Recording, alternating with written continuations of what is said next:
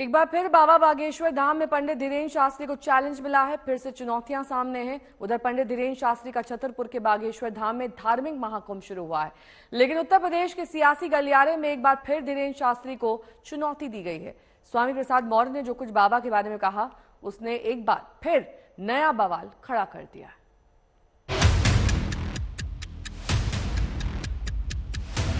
बाबा बागेश्वर सरकार को चुनौती पर चुनौती। I am not Bageswar Dham Sarkar. I am only Dhirendra Krishna. I cannot speak in English, but I understand your feelings, everyone, my dear. अब बाबा के चमत्कार को मिल रही है चुनौती। आप कहो कि ये माइंड रीडिंग है, माइंड रीडिंग में व्यक्ति सामने चाहिए। हमारे पर्चे में 11 प्रश्न लिखे हैं टोटल। मनोरथ पूर्ण होगा यूपीएससी। ये बाबा को सबसे ताजा चुनौती। अगर वो चमत्कारी बाबा है तो वहीं बैठे बैठे चीन को भस्म करते, रोज बॉर्डर फैला करके परेशान करता रहता भारत को। बाकी प्रेत जितने पीछे हैं सबको मार लगाई जाए।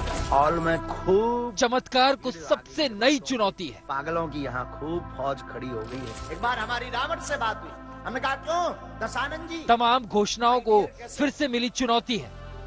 हम केवल इतने कहते हैं कि अगर वो चमत्कारी बाबा है तो वहीं बैठे बैठे चीन को भस्म करते, रोज बॉर्डर फैला करके परेशान करता रहता भारत को। उन्होंने कहा हेलो। ये चुनौती बाबा बागेश्वर धाम के पंडित धीरेन्द्र कृष्ण शास्त्री को है। तो वहीं बैठे बैठे चीन को भस्म करते, रोज बॉर्डर फैला करके परेशान करता रहता भारत को। पहले जरा पंडित धीरेन्द्र कृष्ण शास्त्री का ये चैलेंज सुनिए। अब उन्हें पता ही नहीं कि हम बाबा है ही नहीं, हम तो ढाबा। प्रत्येक मीडिया वाले और प्रत्येक व्यक्ति और जो भी वो अमुक हैं तथाकथित, उनसे आई रिक्वेस्ट कि हम बीच में कथा छोड़कर भागे ये बोलना बंद कर दें। हमारी कथा 7 दिन तक की ही थी। उसका स्क्रीनशॉट 3 तारीख का न्यूज पर, बागेश्वर धाम ऑफिशियल पेज पर 3 जनवरी को पहले से ही डेट घोषित कर दी थी कि हम केवल 7 दिन की कथा करेंगे, क्योंकि हमारे गुरुदेव का जन्मोत्सव था। और आगामी सभी कथाएं 7-7 दिन की 2-2 दिन घटाई गई, क्योंकि फरवरी में हमारे यहाँ यज्ञ है। क्योंकि सारा बवाल यहीं से शुरू हुआ था, जबकि इस बात का उनके पास तर्क भी है। नागपुर में पुलिस ने आपको आप पे शिकायत भी है नागपुर में, और आपको क्या कोई नोटिस दिया गया है? यही तो झूठ है। कोई लीगली रिपोर्ट नहीं है, कोई एफआईआर नहीं है, हमारे पास कोई नोटिस नहीं है। और उन्होंने जो झूठ आरोप लगाया है कि 2 दिन पहले भाग गए, अब तो उनके ऊपर बनता है, उनके ऊपर बनता है, क्योंकि हमारा उसके पास हमारा ऑफिशियली पेज का स्क्रीनशॉट है, तो उनके ऊपर मानहानि का बन रहा है। लेकिन हम ज्यादा प्रपंचों में पढ़ते नहीं है। अगर हम गलत होते तो क्या कानून मर गया? हम कानून के साथ हैं, कानून के पक्षधर। हमारा डिस्क्लेमर रहता है कोर्ट से भी और सबके लिए कहना भी कि हम कोई चमत्कार नहीं करते। हमारा अपने इष्ट पर भरोसा है, और अपने इष्ट का प्रचार करना अगर अंधश्रद्धा है तो पूरे भारत के हनुमान भक्तों पर एफआईआर होनी चाहिए। बाबा का दरबार जस का तस है, बल्कि पिछले हफ्तों से तो बाबा के दरबार में उन पर आस्था रखने वालों की भीड़ और भी ज्यादा बढ़ने लगी है।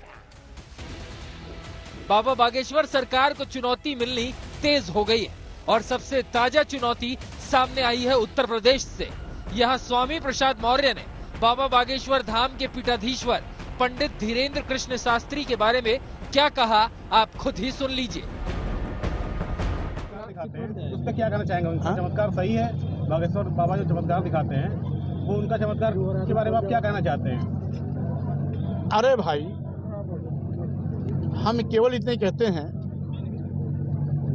कि अगर वो चमत्कारी बाबा है तो वहीं बैठे बैठे चीन को भस्म करते, रोज बॉर्डर फैला करके परेशान करता रहता भारत को। बागेश्वर धाम के बाबा धीरेन्द्र शास्त्री के दावे और चमत्कार पर चुनौती बढ़ती जा रही है। जाहिर है, संत समाज और सियासत की तरफ से उठते चमत्कार को चैलेंज करने वाली आवाजें आने वाले दिनों के लिए एक नए नजारे की तस्वीर को तैयार करने में लगी है। यानी पिक्चर अभी बाकी है। आज तक ब्यूरो।